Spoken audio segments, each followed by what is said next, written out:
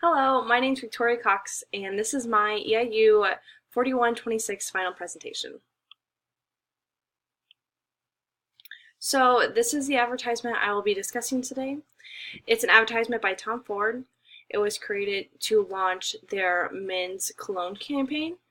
And when I first saw this advertisement, it was actually last year during another class where I had to analyze advertisements and their meanings behind them. But it struck me very deeply because at first I couldn't even see the brand. I had to look further into it and like actually click on the picture to view what brand was actually selling this. And that says a lot about what Tom Ford was actually meaning behind this advertisement and what they wanted their consumers to see first. So this advertisement portrays two different types of people. It portrays women as objects, which is really degrading because this model is not shown with a face or any other body parts. She is shown with her mouth wide open and her breast covered only by her hands. So she's very much being portrayed as a sexual object and not as a smart, independent working woman. Her nails and her lips are also red, which in media and the culture, we know that red is often a sexualized color, and they are implying that she is a very sexualized person, which is okay if a woman wants to be a sexual being, but oftentimes women in media aren't allowed to be portrayed as anything else but sexual. You can also see that she's completely nude and that her breasts are barely covered, which often is, sadly enough, how women are portrayed, and really implies that she's a sexual object and not a person.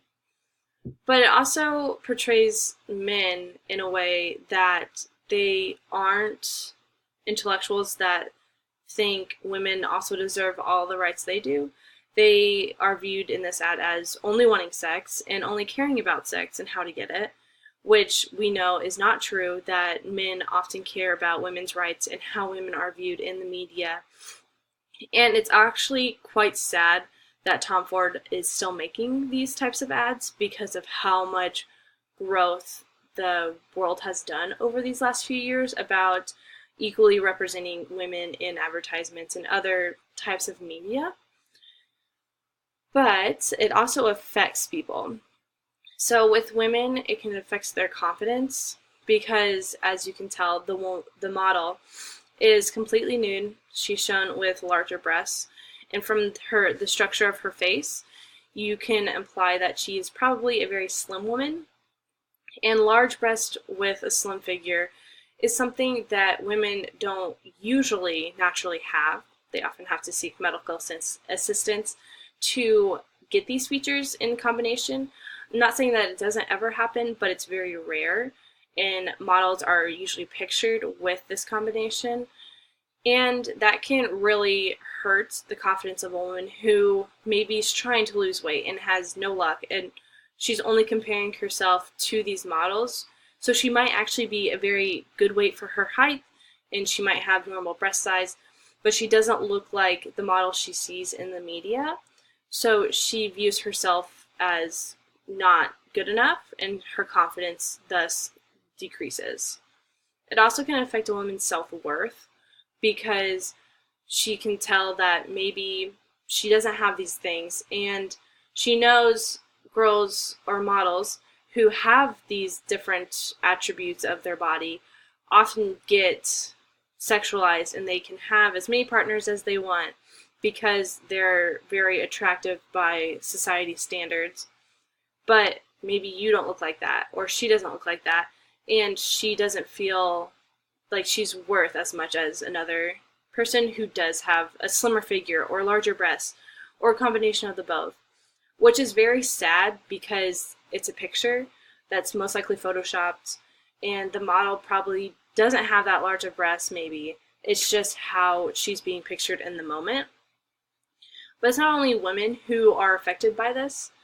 Men also are affected because their view on how a woman should be portrayed or viewed in the world can change, mostly because a lot of times in advertisements that are targeted towards males, the woman is the submissive person who doesn't have a voice and oftentimes doesn't get the opportunity to show who she actually is.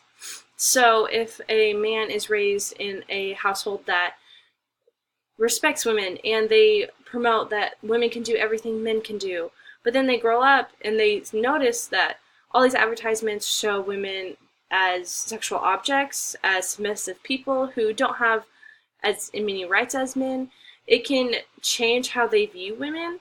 I'm not saying it always does, but it does have the possibility to do that. And it's very sad that these men are being brought up in good homes, but they are being affected how the media portrays women is also portraying how they view women. But it's not just men and women that this advertisement affects. It also is young children, because if a young boy views this ad and he knows that it's men's cologne, so it's targeted towards men, but he doesn't find the model attractive enough, he might feel insecure, like something's wrong with him because he doesn't like girls, he likes boys.